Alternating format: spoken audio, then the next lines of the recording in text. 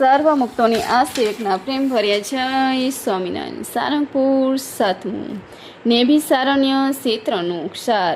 મન તે મનોમય ચડે છે અને 10 ઇન્દ્રિયો તેની ધારા છે. તે જ્યાં ઘસાઈને બોઢી થાય તેને નેભિસારણ ક્ષેત્ર કહીએ. બીજું, જ્યાં એકાંતિક સંતો રહેતા હોય તે જ નેભિસારણ ક્ષેત્ર છે. ત્યાં પોતાનું કલ્યાણ ઈચ્છવું.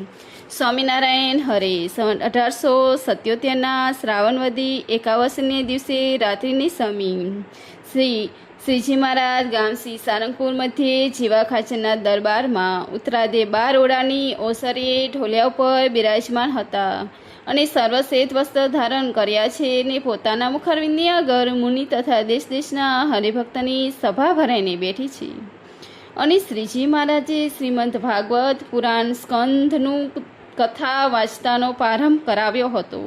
ત્યાં તેમાં એમ વાત આવી છે, જ્યાં મનોમય ચક્રની ધારા કુંઠિત થાય ત્યાં નેભિસારણ ક્ષેત્ર જાણવું. ને વાર્તાને સાંભળીને મુક્તાનંદ સ્વામીએ પૂછ્યું છે, હે મહારાજ, એ મનોમય ચક્ર તે શું છે ને એની ધારા તે શી સમજવી?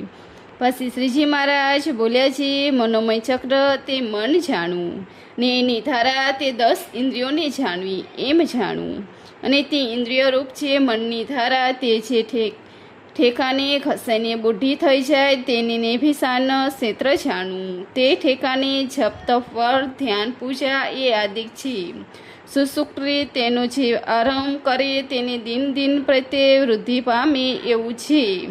નેમિસારણ ક્ષેત્ર તે જે ઠેકાને ભગવાન એકાંતિક સાધુ રહેતા હોય તે ઠેકાણે જાણવું. અને જ્યારે મનોમય ચક્રને ઇન્દ્રિયો રૂપ જે ધારા તે બુઢી થઈ જાય ત્યારે સ્પર્શ રૂપ રસને ગંધ એ પંચ વિષયને વિશે ક્યારેય પ્રીતિ રહે નહીં.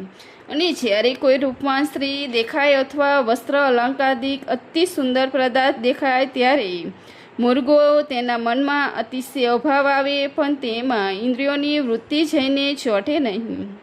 જેમ અતિ તીખી અણીવાળું બાણ હોય તે જે પદાર્થમાં ચોંટેલે તે પદાર્થને વિંધીને માહી પ્રવેશ કરી જાય છે તે પાછું કાઢ્યું પણ નિસરે નહીં. અને તેના જે બાણમાંથી ફર કાઢી લીધો હોય ને તે પછી થોથું રહ્યું હોય તેનો ભીતમાં ઘા કરે તો ત્યાંથી ઉખડીને પાછું પડે. પણ જેમ ફર સોતું ભીતને વિશે ચોંટી જાય છે તેમ ચોંટે નહીં. તેમ જ્યારે મનોમય ચક્રની ધારા જે ઇન્દ્રિયો તે બુઢી થઈ જાય ત્યારે ગમે તેવો શ્રેષ્ઠ વિષય હોય તેમાં પણ ઇન્દ્રિયોની વૃત્તિ ચોંટે નહીં. અને થાથાની પેઠે ઇન્દ્રિયોની વૃત્તિઓ પાછી હઠે એવું વર્તાય ત્યારે જાણીએ.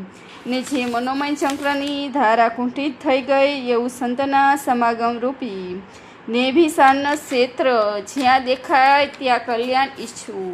તે ત્યાં અતિ દ્રઢ મન કરીને રહેવું. ઇતિ વૈષ્ણવ સારંગપુરનું 7મું પૂરું થયું છે. જ્યાં સ્વામી મહારાજની